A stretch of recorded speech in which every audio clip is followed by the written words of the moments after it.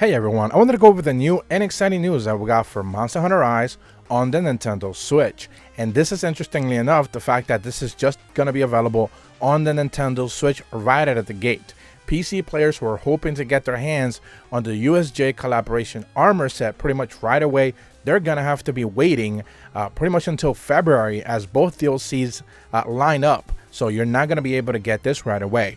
But pretty much yesterday, right around the time that I was actually recording the video that I was doing yesterday, Capcom went ahead and dropped a trailer showcasing the brand new Azure Age set. This is going to be the USJ collaboration armor set that's going to be coming available onto Monster Hunter Rise on the Nintendo Switch again on January 21st. This is going to be this week's event quest, and we're actually going to be going over two specific event quests to be able to get this armor set. Now this is another thing that people don't think they're necessarily catching on very well. I've seen a lot of comments, people saying that it's just another layered armor set. That is not the case. This is actually going to be a very own specific armor set with its very own stats and very own abilities and skills.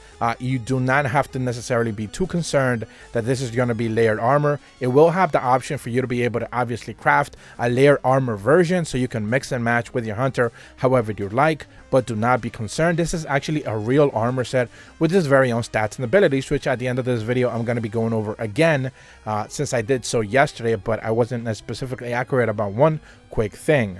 Alongside the armor set, you're also going to be able to have the option to create two brand new weapons. This is going to be the Azure Star Blade number 1. This is going to be a long sword, and then there's also going to be a bow called Azure Era Wormbow 1. So these are the only two weapons that they're going to be supporting.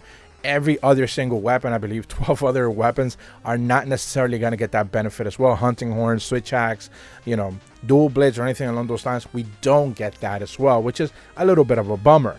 The Palicos and the Palamutes also get a brand new armor set, and of course their accompanying layered armor set options as well.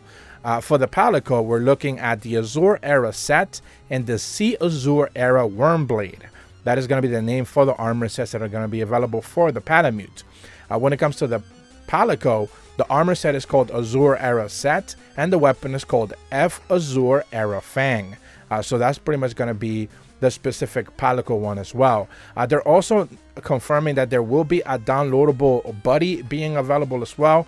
This one is going to be called Meow Limit. Now this is a separate quest that they do not actually showcase specifically in the trailer or whatever it is, but presumably this is just going to be one of those buddies that you can purchase directly from Iori, the buddy handler, and you're going to just be able to get them right away, so it's not necessarily going to be a big concern. When it comes to the event quests themselves, there's going to be two of them.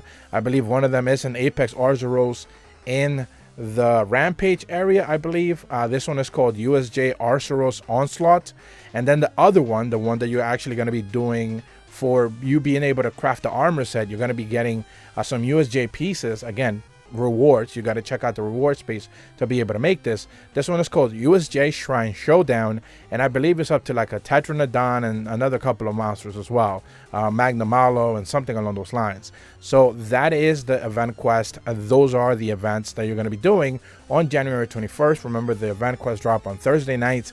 Is usually pretty much right around nighttime for us here in the East Coast, afternoon for the West Coast, and you're going to have that available right then and there.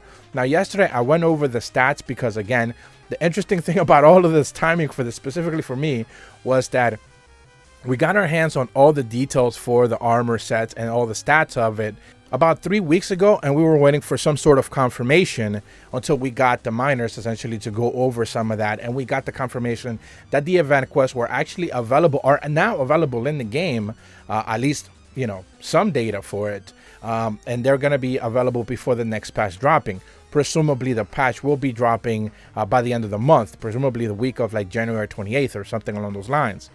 So we were waiting for this to actually get confirmed, and then Capcom, just kind of out of nowhere, predicting the timing, went ahead and put out the trailer confirming all the information anyways.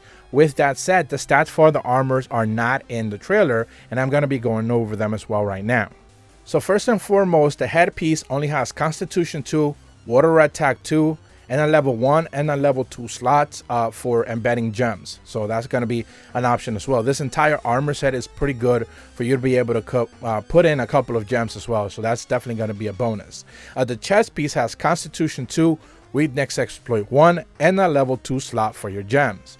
The arms has Constitution 1, Weakness Exploit 1, Critical Element 2, and a level 1 slot.